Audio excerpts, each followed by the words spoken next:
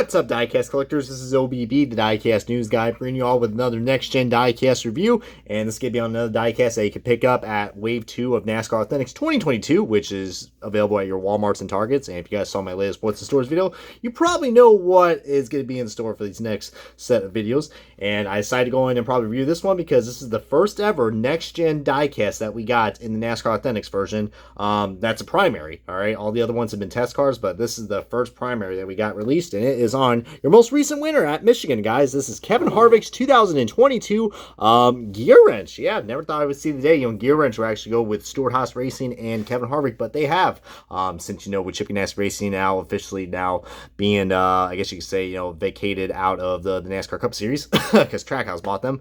And yeah, GEARWRENCH just went to Harvick. Seems like Harvick's been picking up a lot of sponsors lately, but let me tell you what, man, this is a really cool diecast that we got right here of the Kevin Harvick, for all the Harvick fans out there.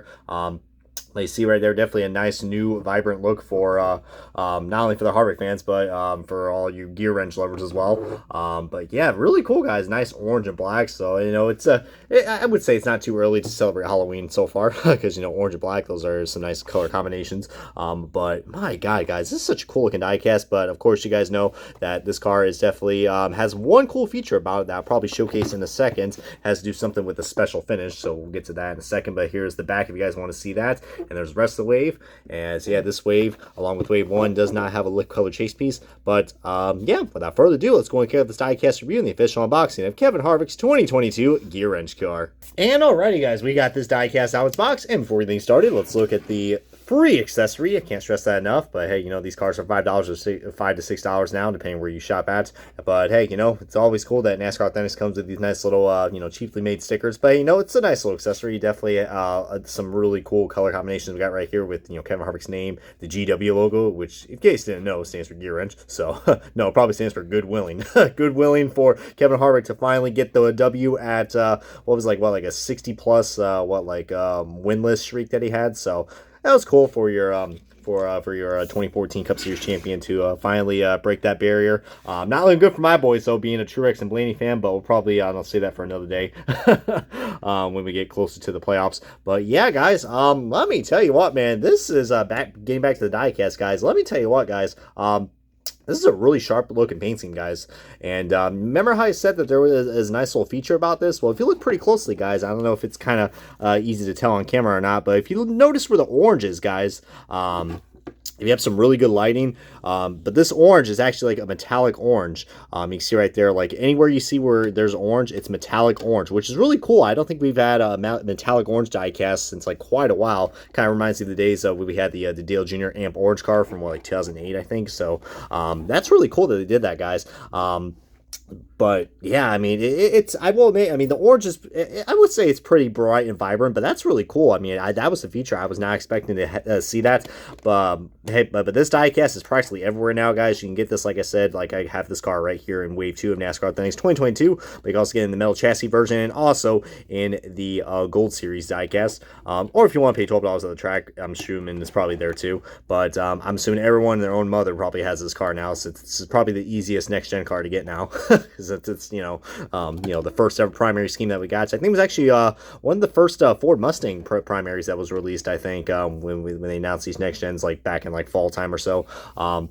Now, of course, the biggest caveat about this car is that, of course, this car, luckily, it does not come on a base. But I think even the Gold Series car does not come on a base because they removed the Busch Series logo, which I find that pretty interesting. As you can see, I mean, that's probably the biggest thing I don't really like about this car. It's just how the logos are placed. Now, granted, later on when they ran this GEARWRENCH car a lot more lately, I think especially at the most recent race at Indianapolis, the Indianapolis road course, he did have like logos that were coming up right here. Besides the Busch logo, they had like Rush Truck Centers, and they switched out like a few other, like Subway was here one time as well. I know it's right here, but I don't know. I personally, in my opinion, that's my only thing I got to criticize about this car, because look how squished up the corner panel is with all these sponsors, man. You can't tell me one of these sponsors, or at least one of them, or I would say at least one sponsor will fit right there. Or even better, take the GEARWRENCH logo and put it right there, and then you'll have all three of these sponsors to go right here.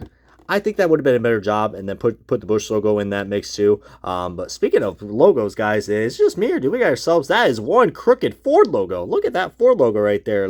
My God. So we got ourselves, though, a nice $5, oh, I'm sorry, $6 quality control. It doesn't feel right. But anyways, I'm not going to talk about the quality issues in this car because, I probably shouldn't be complaining about a diecast that is literally pretty cheap. But hey, that's just how my personality is with these diecast reviews, so each their own. But yeah, I always love the Gear Wrench cars, man. I think every year they have got better at this. This one's not bad. I think, like I said, the metallic orange looks really good on this. I mean, if you guys love metallic finishes, you will love this. Because literally anywhere that you see on this car, it's like a metallic orange, and it's really cool, even where the logo is. So, I mean, it's just beautiful. But you see the Gear Wrench logo right there in the squarish hood. The Ford Mustang, the beautiful Ford Mustang next-gen mold. My God, that is just so freaking beautiful, guys. Definitely am loving that front end, guys. You got that orange and black right there. That's just beautiful. And coming out of this side right here, it's getting a nice little closer look. You can definitely see where that metallic orange is, and the Cup Series logo. You get the next gen wheels, and you can see the even the little look at that. Is that an engine block right there? Just kidding. I wish so. You see the fake exhaust port right there, but it's a pretty nice looking paint scheme. I will say that, but like I said, not a big fan of this 8-pillar crap. I don't know why they decided to put that right there. Kind of random. I guess it kind of goes well with the paint scheme, but not really. But yeah, like right here, it's metallic orange. I don't know if that's metallic orange, but if it is, that's pretty cool. But just, yeah. And the Ford does look pretty squished up right there. I mean, one thing I will give credit for the Storehouse Racing cars is that, they kind of like have the same paint scheme layout like the RFK cars have. They use the same paint scheme layout, and then they just, I don't know, mix up the colors. They do it with the same thing as well, with this as well. Because I think, I'm planning to probably pick up his Busch Light car pretty soon. And it's literally the same paint scheme layout, guys. But even Cole Custer's and, some of Chase Briscoe's paint schemes and Aircom Rolls, they use this exact same layout, which is really cool. I like how they, they create these little lines right here to portray, and put the sponsors right here. But again, that's just a lot of empty space. And then it brings to my question, why do we move the numbers if you still have a big-ass space right here? But we all know why. But still, one Busch logo, still, there's like 2 other logos you can fit right there besides the Busch logo. So, give me a break, guys. Coming out to the back right here, of course, you got this car actually does have the black undercarriage, which I think looks a lot better. It doesn't make it look like, cheap. I mean, having the white undercarriage, I mean, I know who really looks at their diecast underneath, unless you like the metal chassis cars. But yeah, I mean, the black looks so much better. I mean, it's more authentic, just like the name. But of course, we got the white interiors and no window banners because, this is the, the budget-friendly of NASCAR Authentics diecast. But still, it's cool. And we got a somewhat working suspension, but not as bad as my Suarez car. That thing was just completely off-centered. We got Gear Wrench Forge ahead. Yeah, whatever the hell that means. Kind of a weird motto right there. But you see the curved spoiler. And another cool detail I love about these next-gen diecasts. I mean, you see right there the fake exhaust ports and the rear diffuser looking really nice. I didn't even notice that. Like, there's even like a little part right here, the diffuser that sticks out, which is really cool. I didn't notice that until now. But hey, that's what's good about me reviewing a lot of diecasts, because you'll start noticing the little things once you review more of these. And hard to believe I already have like 20 plus of these next-gen diecasts. I mean, it's pretty insane. But I really do love these next-gen cars, man. It is something else. And hello, Kevin Harvick's name is a little crookadoodle right there. Holy lordy, that right there is a little slightly shifted, and I think a vampire or a damn snake or something just went in there, just went jump. Like, my God, some weird ass sound effects we got right there. But more paint chip issues right here. So yeah, not a good quality car, to say the least, especially on this side. But hey, couldn't really tell because this is the side that is wasn't portrayed when I got this car. And this is the only one they had in stock, so it's better than nothing and paying a ridiculous price on eBay. But now let's get on to the side-by-side comparison of the other Gear Wrench car from last year, which of course won the last ever true Atlanta race, Kurt Busch. So, but you can see right there. I mean, of course, the paint scheme is pretty much different. I don't know. I mean, don't get me wrong, I like the Kevin Harvick paint scheme, but I don't know, something about this Kurt Busch car I'm just really liking, guys. And also, I'm hoping Kurt Busch is, hoping Kurt Busch will be back behind the wheel very soon. I mean, after that, gnarly wreck that he had, like 2-3 weeks ago, at Pocono, that was definitely just, that was pretty brutal. So I'm hoping the best for Kurt Busch, and hopefully, he will, I guess, I don't know, at least, I don't know, make a few more, starts in that 45, because that was a nasty hit, my friends. But, getting back to the diecast, guys, let me tell you what, it's like comparing apples to oranges. You got a Chevrolet and a Ford, but the paint schemes are like I said, GEARWRENCH really does a good job, creating different paint schemes every year.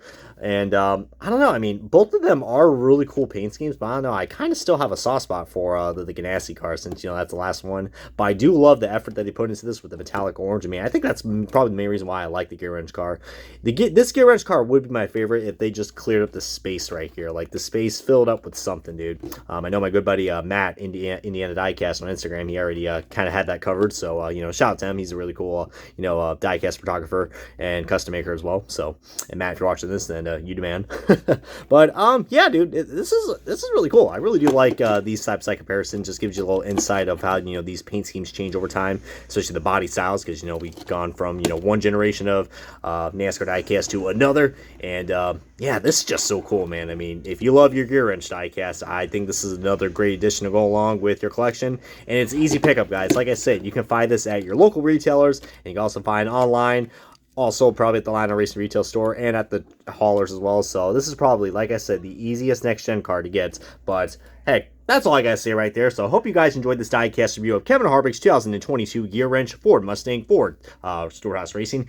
Comment, like, subscribe, and this has been OBB. I'll see you guys next time on another next-gen review. And thank you guys so much for your continuing support. And catch you guys next time.